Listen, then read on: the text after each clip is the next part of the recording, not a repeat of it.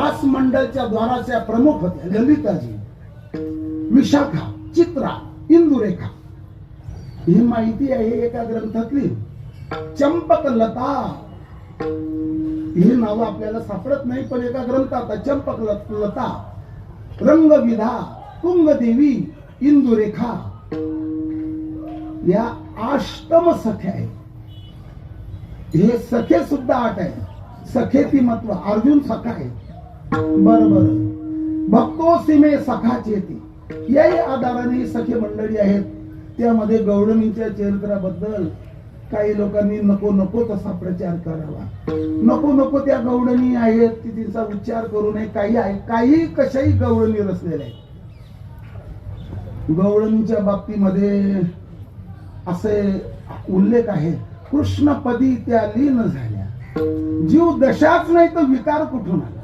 मग जिथे विकार नाही तुम्ही ते विकाराचं ठिगड कशाला लावता? नारद भक्ती सूत्रामध्ये जी 84 सूत्र आहेत, 84 युनिट चुकवण्याकरता 84 सूत्रात 21, 22 आणि 23 हे 3 क्रमाचे 3 सूत्र जे आहेत, त्याच्यात पहिलं सूत्र नारदे सांगतात, यथाव्रज गोपिकांना.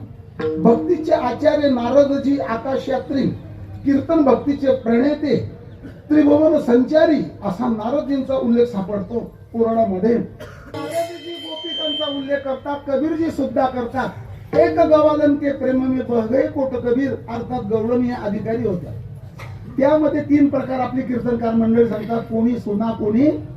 पण एक प्रकार जो आहे तुकाराम महाराजांच्या गाथेमध्ये विचार करती बैसून गवळणी, या गवळणी आणि काही प्रकार असे आले, कथित्या, लोभिका, भाविका, वाचाळा, कृष्णरता नाही, याही गवळणींचा उल्लेख केला जातो. गाथा सांगणाऱ्या महात्म्याच्या मुखातून ऐकलेल्या आहे. त्या कशा कथित्या होत्या? भगवंताच्या चरित्राचं कथन करत होत्या. लोभिका, भाविका, बरे का, कृष्णरता नसलेल्या वगैरे वगैरे अशा प्रकारचे आणखी प्रकार आहेत. 3 प्रकार आपण कायम सांगतो, ते तुम्हाला माहित आहे.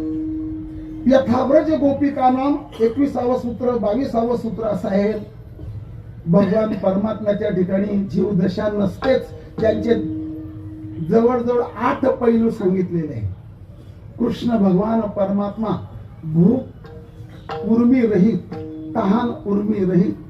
त्याचप्रमाणे अभ्युत्यास, त्यांना तहान लागत नाही. अपवृतम पापम, पापही लागत, त्यांच्या नावाने त्याला पाप लागत नाही. चिंतन करणार त्यांना काय पाप लागेल.